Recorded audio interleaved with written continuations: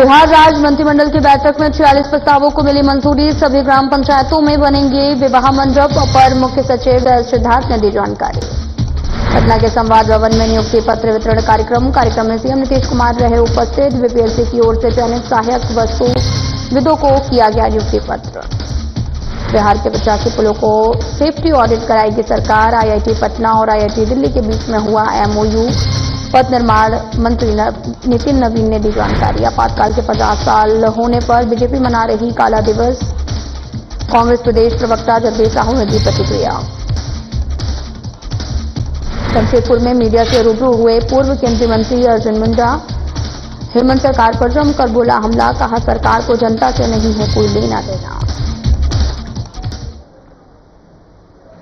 नमस्कार, मैं हूं आपके साथ अंकिता पाल। बुलेटिन की शुरुआत करते हैं। आज पूरे देश में बीजेपी काला दिवस के रूप में मनाती है। दरअसल आपको बताते चले कि भारतीय जनता पार्टी का मानना है कि 25 जून 1975 की आधी रात को तत्कालीन प्रधानमंत्री इंदिरा गांधी ने आंतरिक शांति का बहाना बनाकर देश में आपातकाल लागू किया था और इस दौरान लोकतांत्रिक संस्थाओं में प्रेस की स्वतंत्रता और न्यायपालिका की निष्पक्षता को नुकसान पहुंचाया गया था। और इसी विषय पर झारखंड प्रदेश कांग्रेस प्रवक्ता जगदीश साहू ने कहा कि बीजेपी के पास कोई देश की विकास करने की बात नहीं है। आज के दिन बीजेपी जिस रूप से काला दिवस के रूप में मनाती है वो गलत है। तत्कालीन प्रधानमंत्री इंदिरा गांधी ने जो इमरजेंसी लगाई थी वो देश हित के लिए थी। देखिए, भाजपा के लोग जो हैं आज के दिन में इमरजेंसी लगाया गया था और इमरजेंसी जो था वो संविधान के तहत ही था और इस इमरजेंसी को उन लोगों ने काला दिवस के रूप में मनाने का काम कर रहा है। आज के दिन में 11 साल में भाजपा का केंद्र का सरकार क्या कर रही है। आज अधोघोषित इमरजेंसी लगा हुआ है, चाहे वो प्रेस के माध्यम का हो चाहे और बहुत सारे मामला में अधोघोषित आपातकाल लगा हुआ है। ये लोग जो है आम जनता को, युवाओं को भटकाने का काम कर रहे हैं। ये महंगाई पर बात नहीं करेंगे, बेरोजगारी पर बात नहीं करेंगे, विदेश नीति पर बात नहीं करेंगे और जो देश की जो स्थिति अभी बनी हुई है उस पर ये बात नहीं करेंगे कि उस पर कैसे काम किया जाए ताकि देश के जनता को भलाई हो सके। लेकिन ये लोग पुरानी चीज को उभारने का काम इसलिए करते हैं, चाहे नेहरू जी हो, इंदिरा जी हो, राजीव गांधी हो, इसलिए करते हैं कि देश के युवाओं को, आम लोगों को दिग्भ्रमित करके, भड़का करके वोट अपना ठीक करना चाहते हैं। लेकिन देश की जनता जो है वो समझ चुकी है भाजपा के चाल को और इसलिए भाजपा के चाल को समझ चुकी है, इसलिए भाजपा को सिरे से नकारने का काम करेगी। आपातकाल के 50 साल पूरे होने पर भारतीय जनता पार्टी देश भर में जन जागरण अभियान चला रही है। बुधवार को बीजेपी जमशेदपुर महानगर के तत्वाधान में साक्षी स्थित जिला कार्यालय में प्रेस वार्ता आयोजित की। प्रेस वार्ता के दौरान झारखंड के पूर्व सीएम और बीजेपी के वरिष्ठ नेता रघुवर दास ने आपातकाल को लोकतंत्र का सबसे काला अध्याय बताते हुए कांग्रेस पर जमकर हमला बोला। और सारा देश, चाहे हिंदू हो, मुस्लिम हो, सिख हो, ईसाई, संविधान के खिलाफ जो गला घोटने का काम किया था, सारा देश एकजुट होकर उस तानाशाही कांग्रेस को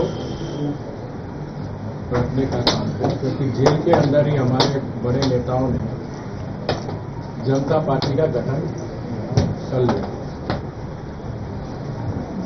और जनता पार्टी की सरकार बनी।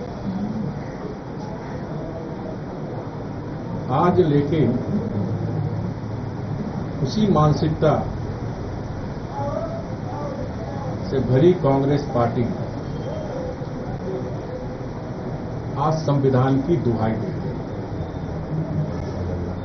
संविधान के किताब ले लेकर लोग को घूम रहे हैं, जबकि इनको संविधान की दुहाई देने का कोई नैतिक अधिकार नहीं।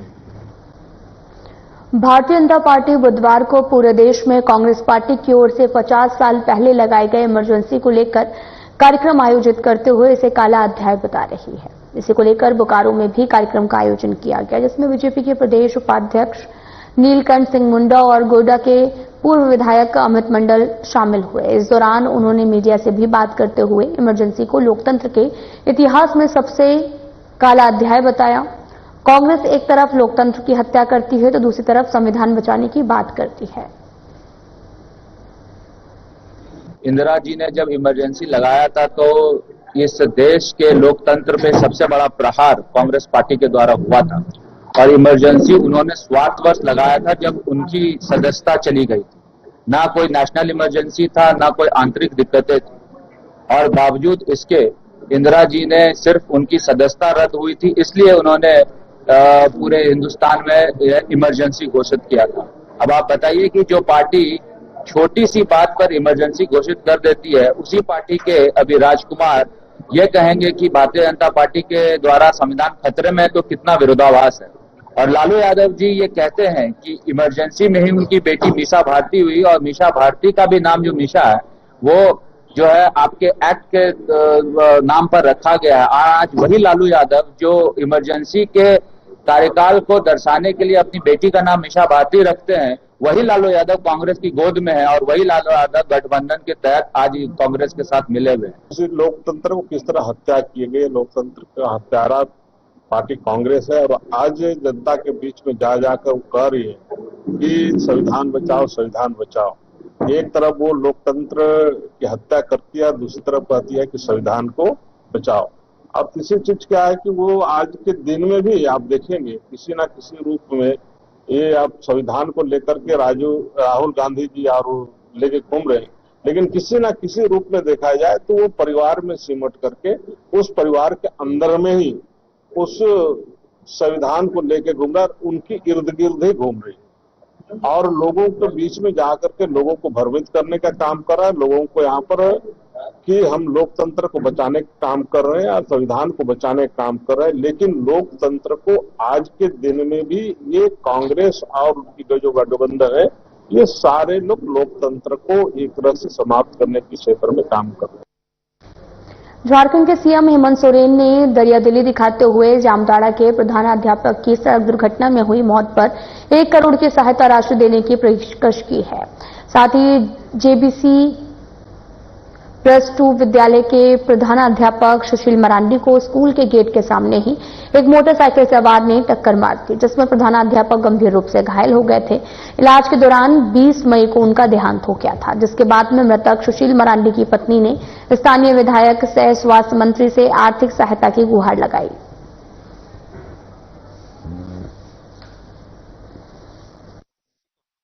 एक अच्छे शिक्षक, एक ऐसे इंटेलेक्चुअल टीचर को हम लोगों ने लॉस किया जो हमेशा एकदम मृदभाषी थे, लोगों से प्यार था, बच्चों से प्यार था।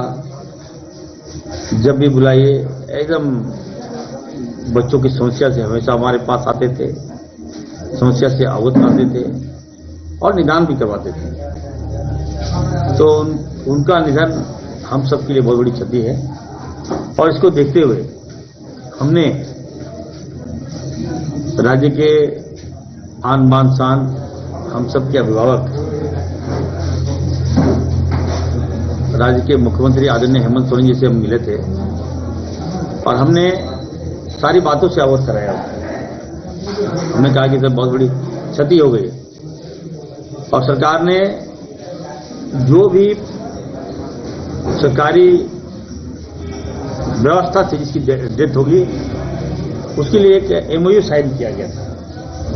उसके माध्यम से मृतक परिवार को 1 करोड़ रुपया का मिलने का प्रावधान था।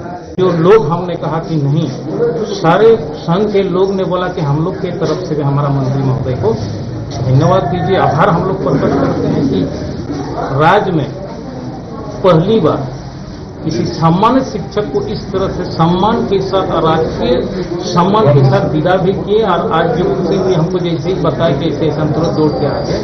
तो एक तरह से हमारा अपना माननीय मुख्यमंत्री को किस रूप में आभार प्रकट करा, उससे ज्यादा तो चूंकि हम अपने स्थानीय में जो हमारा अभिभावक हैं ये हमारे पास या हम लोगों के शिक्षक समाज के साथ, हमारा आदिवासी समाज के साथ कोई शब्द नहीं कि किस प्रकार ये धन्यवाद हम दें हमारे अपने मंत्री।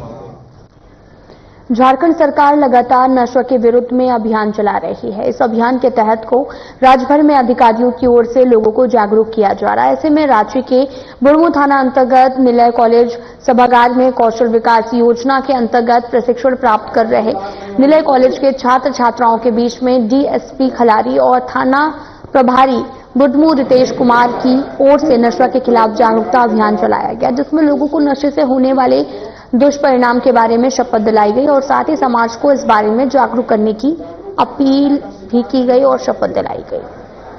नशा मुक्ति से संबंधित चलाए जा रहे अभियान के क्रम में आज निलय कॉलेज के सभागार में उपस्थित सभी प्रशिक्षकगण, हमारे थाना प्रभारी बुढ़मू, प्रशिक्षुगण, कॉलेज से जुड़े बच्चे, सरकार यह अभियान 18 तारीख से स्टार्ट की है जो 25 तारीख तक चलेगा। लेकिन 25 तारीख ही नहीं, 25 तारीख को इसका एक झलक है कि आपको हम इसका प्रचार प्रसार करके सीधा हम बताएं आपको कि भाई नशा कितना खराब चीज है, उससे आपको हम रूबरू कराएं। इसके बाद भी कंटिन्यू चलते रहेगा। किसी तरह का आपको सूचना है उस संबंध में आप हम लोग को दे सकते हैं, हम लोग उस पर कार्रवाई भी करेंगे। तो दो काम करना है, एक तो खुद नहीं करना है और दूसरा इस अभियान से जुड़कर दूसरों को भी नशा पानी नहीं करने देना है और उसकी भी जिंदगी को बचाना है। वन पर्यावरण और जलवायु परिवर्तन विभाग की ओर से दुर्गापुर में 76वां वन महोत्सव कार्यक्रम आयोजित किया गया और कार्यक्रम में सांसद विजय कुमार हंसा, उपायुक्त मनीष कुमार और डीएफओ सौरभ चंद्रा सहित अन्य लोगों ने पौधारोपण कर पर्यावरण संरक्षण का संदेश दिया। मौके पर सांसद हंसा ने कहा कि पर्यावरण का संतुलन ही जीवन का आधार है। पेड़ों की रक्षा करके ही हम शुद्ध ऑक्सीजन प्राप्त कर सकते हैं। वहीं उपायुक्त मनीष कुमार ने कहा कि वृक्ष केवल प्राकृतिक नहीं, हमारी संस्कृति विरासत भी है। भारत साथ ही सरकार की ओर से भी कई योजनाओं के तहत पौधारोपण कराया जा रहा है। ने कार्यक्रम कोशिश की कि हर एक जिला के कुछ जगहों पे अभी जैसे 3 कार्यक्रम अभी हुए, इसके बाद इसे हम प्रखंड लेवल पे और पंचायत लेवल पे, क्योंकि ये कार्यक्रम सिर्फ एक आज का नहीं, अब 3 दिन का लगातार हम लोगों ने किया। फिर आपका साहेबगंज में भी इस तरह से कार्यक्रम करेंगे और ये बारिश के मौसम में लगातार ये अभी कार्यक्रम चलता रहेगा ताकि ये वृक्षारोपण का कार्यक्रम रुके नहीं। और जिस तरह से हमने कहा कि निज व्यक्ति भी अपने निज जमीन पर अगर लगाना चाहते हैं तो वो भी वन विभाग के डीएफओ साहब से मिलकर के अपना आवेदन देकर के वृक्ष ले सकते हैं।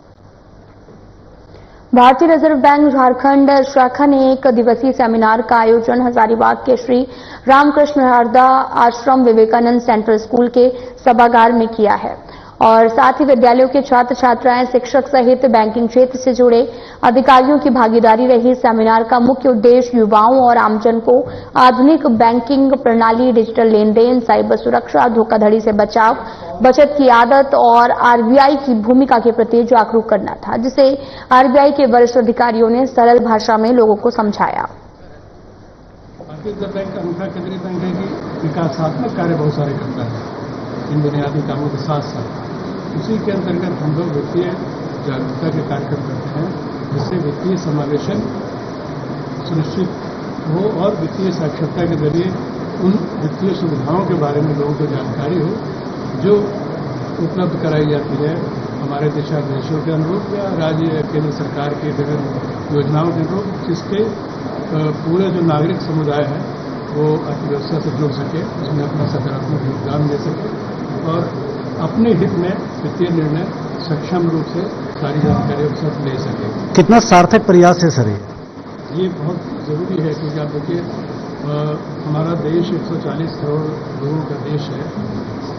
इसीलिए भारतीय रिजर्व बैंक ने केंद्रीय बैंक में जरूरी समझा कि जो बुनियादी काम है उनके साथ साथ लोगों के बीच में वो जानकारियां, जरूरी जानकारियां उपलब्ध कराई जाए, जिससे उनको वित्तीय सुविधाओं का पता चले, वित्तीय उत्पादों का प्रयोग पता चले, वो अपने पास जो बचत की राशि है उसको कैसे वो बचत की आदत डालें, उसको राशि को पढ़ते हुए अपने ऋण जहाँ जरूरत है वो बैंकों से क्या सुविधाएं हैं या अन्य वित्तीय संस्थानों से, उसकी जानकारी के साथ साथ अपने अर्थव्यवस्था के विकास में अपना योगदान दे सके और अपना भविष्य भी सुरक्षित। कोडरमा जिला प्रशासन से परहो पंचायत समिति सदस्य दिनेश यादव ने जल्द गरीब जरूरतमंदों को आवास योजना का लाभ देने की मांग की है। दिनेश यादव ने बताया कि परहो पंचायत में कई ऐसे लोग हैं जिन्हें आवास योजना का लाभ अब तक नहीं मिल सका है। ऐसे लोग जर्जर मिट्टी के मकान में रहने को विवश हैं। उन्होंने जिला प्रशासन से आग्रह किया कि पंचायत में योग्य लाभुकों का सर्वे करवाकर जल्द उन्हें आवास योजना का लाभ दिया जाए। हमारे यहाँ डोमचांच प्रखंड, जो प्रखंड के दरमियान में परहो पंचायत आता है, उनकी समस्या बहुत जर्जर है। और जर्जर क्या है मैं कहना चाहता हूं आपके माध्यम, मीडिया के माध्यम से। पहली बात तो हमारे यहाँ अबुआ आवास का पीएम आवास जो सरकार द्वारा दी जा रही है, अभी तक उन लोगों को नहीं देने के काम कर रही है सरकार जिन्हें जरूरत है। जैसे कि मान लीजिए कि अभी बरसात 5-7 दिन से 8 दिन से लगातार बरसात हमारे यहाँ पड़ रही है। उनके बीच में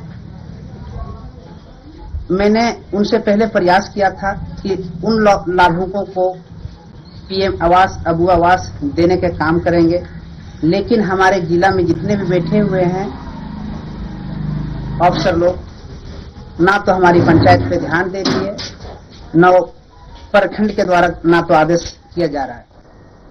चास नगर निगम क्षेत्र की बदहाल व्यवस्था को लेकर पूर्व महापौर भोलू पासवान ने बोकारो उपायुक्त से मुलाकात की और इस दौरान उन्होंने बिजली, पानी, एलईडी लाइट, सफाई जैसी मूलभूत सुविधाओं पर विशेष ध्यान देने की मांग उपायुक्त से की है। आज हम सभी प्रतिनिधिमंडल, हम सभी लोगों ने बोकारो उपायुक्त जो हमारे नए आए हैं उनसे हम सभी लोगों ने मिला और चास के संबंध में बहुत सारी बातें हुई है और उनसे भी जो बात हुई है सकारात्मक रूप से मुझे लग रहा है कि बहुत लंबे समय के बाद एक ऐसे उपायुक्त बोकारो में आए हैं जो जनता से मिलकर जनता की समस्याओं को सुनकर उसका समाधान कर रहे हैं, जो कि पहले के बहुत सारे ऐसे अधिकारी में ऐसा नहीं देखा गया था। तो हम लोगों ने बहुत सारी समस्याएं इनको बताया। वर्तमान समय में चास की जो समस्या है उस पर वार्ता हुई है और उन्होंने सकारात्मक कहा है कि मैं अपने स्तर से पूरा कोशिश करूंगा कि जो भी समस्या अभी वर्तमान समय में नगर निगम का चुनाव। सुंदर पहाड़ी प्रखंड अंतर्गत उत्क्रमित मध्य विद्यालय वेलमागो में सिर्फ 15 अगस्त और 26 जनवरी को झंडोत्तोलन के लिए स्कूल खुलता है, उसके बाद फिर से बंद हो जाता है, जिसका पहाड़िया आदि जनजाति के स्थानीय ग्रामीणों ने पुरजोर विरोध किया। उनका कहना है कि हम लोगों के बच्चे शिक्षा से वंचित रह जा रहे हैं, बच्चों के भविष्य के साथ खिलवाड़ हो रहा है, इसकी चिंता किसी को नहीं है। 26 जनवरी और 15 अगस्त को यहाँ झंडा फहराने के लिए ही आता है। बच्चे सब उसी दिन में जमा होता है। उसके बाद मैं स्कूल नहीं आता है तो बच्चा सब क्या यहाँ पढ़ाई लिखाई। तो यहाँ की बच्चा सब मतलब कि कहाँ जाता पढ़ने के लिए? ऐसे ही रहता है, ऐसे रहता है। क्या कर? तो हम लोग सुनिए ना, आप लोग मुखिया सचिव को कभी नहीं बोले? सचिव बोलते हैं उन लोगों को, लेकिन कोई ध्यान नहीं, उन लोगों को भी कोई ध्यान नहीं है। 26 जनवरी उसके बाद प्लस 15 अगस्त को स्कूल खोल रहा है, उसके बाद साल भर के उसमें 0 पर बंधा हुआ है। जमशेदपुर स्थित दलदली पंचायत के दलदली गांव स्थित 7 गुरम नदी पर बन रहे मुख्यमंत्री ग्राम सेतु योजना के तहत पुल निर्माण में ग्रामीणों ने अनियमितता का आरोप लगाते हुए काम का विरोध किया और काम को बंद कराया। ग्रामीणों ने कहा पहले सूचना बोर्ड लगाया जाए और ठेकेदार सही काम करे। मुख्यमंत्री ग्राम सेतु योजना के तहत एक ग्राम दलदली में पुलिया का शिलान्यास हमारे माननीय विधायक जुगसलाई विधायक माननीय मंगल कालिंदी द्वारा 1 महीना पहले किया गया है। आजादी का बाद से आज तक हम लोग पुलिया रोड ये सब के लिए हम लोग तरसते थे और 70-78 साल के बाद ये पुलिया का निर्माण कार्य शुरू हुआ। तो निर्माण कार्य शुरू होने से पहले हम लोग का ग्राम प्रधान भी है, गांव का आदमी लोग भी है, सब हम लोग बोले थे कि यहाँ आप लोग जो पुराना सरिया पुराना रड़ ला रहे हैं ये सब आप लोग यहाँ मत लगाइए। बोला कि नहीं, ये लोग हम लोग ऐसे ही लाए हैं, इसको दूसरा यूज के लिए लगाएंगे नहीं। जैसे लेकिन काम चालू हुआ, ये लोग रात का अंधेरे में ढलाई करता है, बारिश में ढलाई करता है, बाहर से माल बना के लाता है। क्या रेशियो है माल का रेशियो होता है ढलाई का, वो सब कोई किसी को मालूम नहीं है। हम लोग के यहाँ पुलिया बन रहा है, यहाँ पर पुराना रड लगा रहा है, ठीक है, बाहर से माल बना के ला के काम करता है, माल सही नहीं है। अच्छा। हजारीबाग के सिलवार स्थित जगन्नाथ धाम मंदिर परिसर में भव्य मेले की तैयारियां चल रही हैं।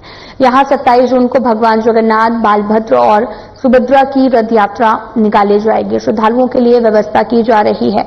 जगन्नाथ भगवान की रथ यात्रा को लेकर रथ मेला की तैयारियां पूरे जोर शोर से चल रही हैं। मंदिर समिति, स्थानीय लोग तैयारियों में जुटे हैं और रथ की रंग रोगन अंतिम चरण में है। वहीं मेले में लगे अन्य तरह की दुकानें सज धज कर तैयार हो चुकी हैं।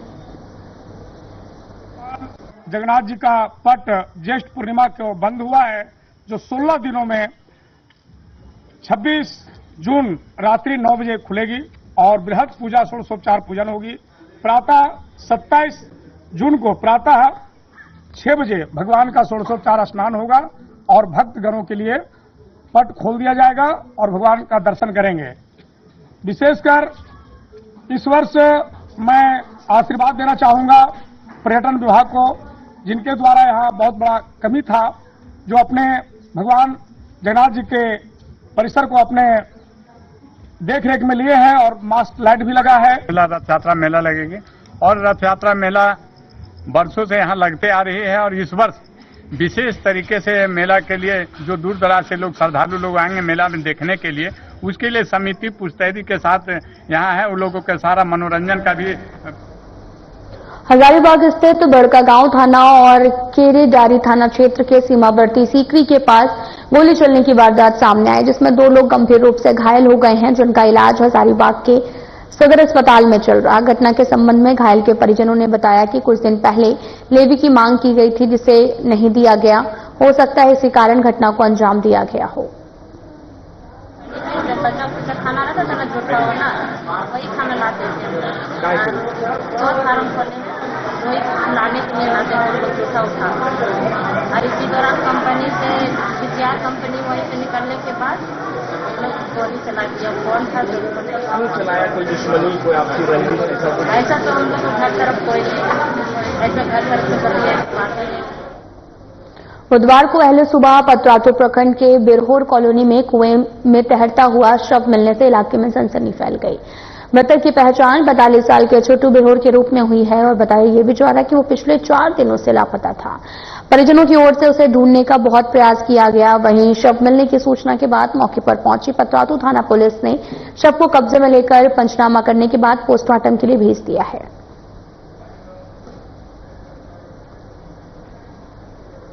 फिलहाल बुलेटिन में इतना ही। नमस्कार।